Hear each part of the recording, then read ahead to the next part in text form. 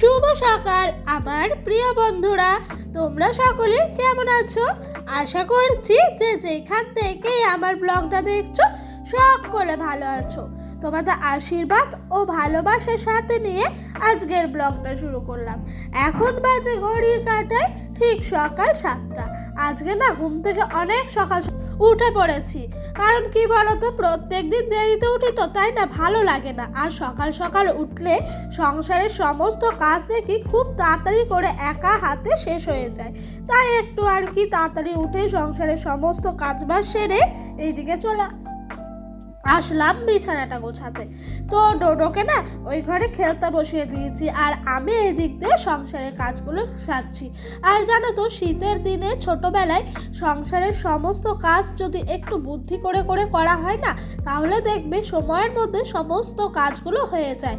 যেরকম ধরো, কাজগুলো করার আগে নিজেকে মনে ভেবে নিতে হবে যে এই কাজটার পর আমি ওইটা করব, তাহলে কিন্তু সংসারের কাজগুলো সমস্তটাই হয়ে যায়। আর যদি দেখো সংসারের কাজ এই ওই করছি, তাহলে কিন্তু দেখবে অনেকটাই বেলা হয়ে যায় আর করতেও অনেকটা সময় লাগে। সেই কারণে আমি সমস্ত কাজ জানো তো ঘুম থেকে উঠে আগে কোনটার পর কোনটা করব সেটা করে ফেলার মানে মনে রেখে দিই। যেরকম ধরো আমার শ্বশুর বাড়িতে, সেরকম বাপের বাড়িতে এসো, বাপের বাড়িতে অবশ্যই সমস্ত মেয়ে খুব একটা বেশি কাজ থাকে না, তাও যেটুকু থাকে না করলে নয়, সেটুকু কাজ কিন্তু মেয়েরা করেই ফেলে, একটু তোমার বুদ্ধি খাটিয়ে খাটিয়ে। তো ওইদিকে বিছানাটা তুললাম, তোলার পর এই দিকটা ভালো করে ঝাঁট দিয়ে দিলাম। আর এই দুধের বোতলটা এসে থেকে না ও জল খাই বলে খুব একটা আর পরিষ্কার করি না, সপ্তাহে 1 দিন কি 2 দিন করি। তো দেখছি বেশ কিছুদিন আজ করব কাল করব করে করে আমার আর বোতলটা ডোডোর পরিষ্কারই করা হচ্ছে না। তাই জানো তো, ডোডোর বোতলটা না আজকে ভাবলাম না সকাল সকাল নিয়ে চলে যাই একেবারে কলের পাড়ে, ভালো করে পরিষ্কার করে নেবো। তো আর কি, আমি তো ভীম জল দিয়ে পরিষ্কার করি, সেই কারণে কিন্তু ভীম জলটা দেখলাম মায়ের রাখা আছে, সেই দিয়ে কিন্তু পরিষ্কারটা করে নিলাম। আর জানো তো, বোতলগুলো না একটু বেশি দিন হয়ে গেলে যেন স্লিপ টাইপের হয়ে যায়, আর পরিষ্কার করার পর কি সুন্দর লাগে। আর কি হয়েছে জানো তো বন্ধুরা, এই বোতলের রিফিলটা না আমি কোথাও পাচ্ছি না। তোমরা আমার ব্লগ যারা যারা দেখছো, কে আরও যদি ছোট বাচ্চা থাকে, এরকম বোতল থাকে, তাহলে আমাকে একটু প্লিজ কমেন্ট করে জানিও না যে এই বোতলের রিফিল আমি কোথায় পাবো। অনলাইনে সার্চ করেছি, কোথাও পাচ্ছি না জানো।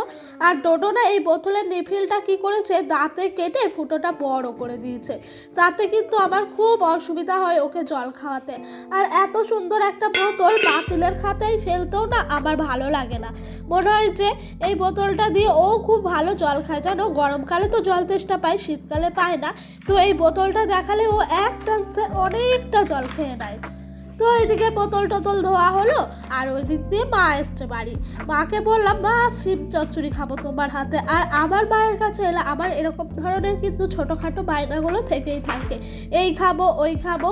তার মধ্যে আজকে বললাম শিম চচ্চড়ি খাবো, তাই মা আর কি ডোডোকে নিয়ে চলে এসছে একেবারে শিম গাছের এদিকে।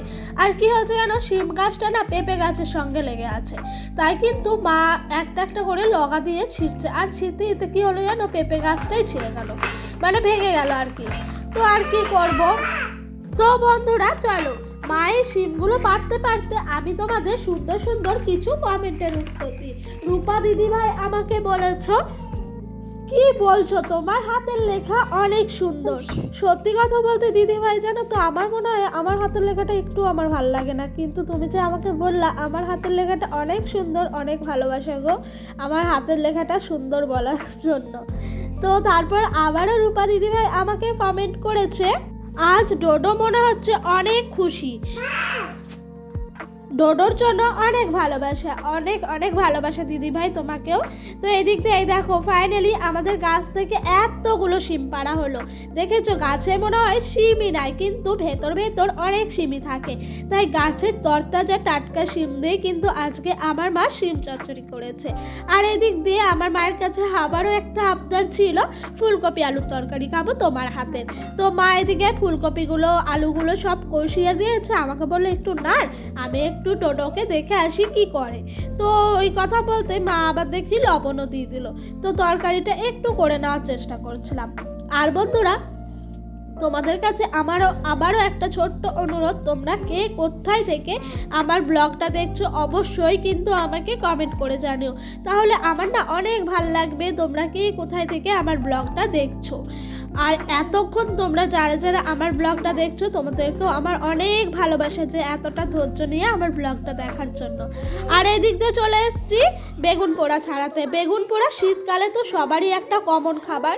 বেগুন পোড়া সমস্ত খাবারের সঙ্গে যায়, যেরকম ধরো রুটির সঙ্গে, গরম ভাতের সঙ্গে, কড়কড়া ভাতের সঙ্গে, তারপর মুড়ির সঙ্গে। তাই মা বেগুনটা একটু পুড়িয়েছিল আর আমি না বেগুনের ছালগুলো একটু তুলে দিচ্ছিলাম। আর এই বেগুন পোড়া সত্যি কথা বলতে শীতের দিনে আমার একটা ফেভারিট খাবার। তো আর ডোডো না অনেক সুন্দর ভালোবাসে জানো। এত ছোট তো ওকে আমি বেগুন পোড়া দিতে চাই না, যেহেতু অ্যালার্জি হতে পারে, তাও কিন্তু খেতে চাই। বাচ্চা মানুষ সমস্ত কিছুই দেওয়া উচিত, তাই একটু একটু করে ওকে দিয়ে সমস্ত কিছু খাওয়ানোর আমি চেষ্টা করি।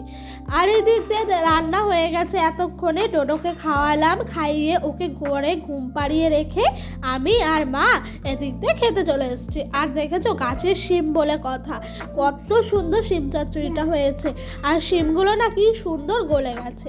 এদিক দিয়ে ডোডোর জন্য মা সমস্ত সবজি দিয়ে একটা ডাল করেছিল, সবজিগুলো নিয়ে নিয়েছি, ডালটা একটু রয়ে গেছিলো, তাই আমাকে মা বললো তুই খেয়ে নে ভাত দিয়ে।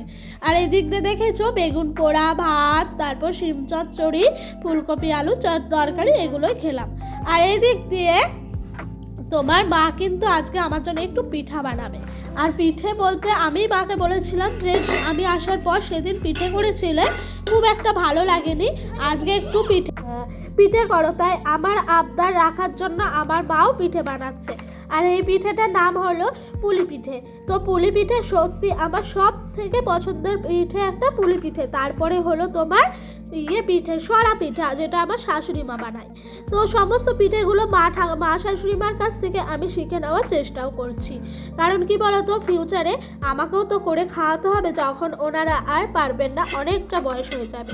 আর এদিক দিয়ে আমার মা কত সুন্দর করে দেখেছো পুলি পিঠেটা তো করে নিচ্ছে। আর মা এরকম করে পুলি পিঠেটা রাখছে, আমি কিন্তু এরপরে একটু আঙুল দিয়ে ডিজাইন করে নেওয়ার চেষ্টা করছি। তো এই দেখো এই যে পুরো পিঠেগুলো হয়েছে, আর আমি আঙুল দিয়ে সমস্ত পিঠেগুলোর কিন্তু তোমার খাঁজ করে নিলাম, একটা শেপ দিলাম যাতে পিঠেটা দেখতে আরও সুন্দর লাগে।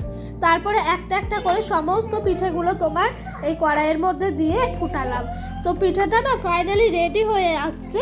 আর এতক্ষণে পিঠেও কিন্তু আমাদের খাওয়া দাওয়া সমস্তটাই হয়ে গেছে যখন আমরা ভয়েস ওভারটা দিচ্ছি। তো বন্ধুরা আজকের মতো ভিডিওটা এখানেই শেষ করলাম। তোমাদের যদি ভিডিওটা ভালো লেগে থাকে অবশ্যই লাইক, কমেন্ট, সাবস্ক্রাইব করো।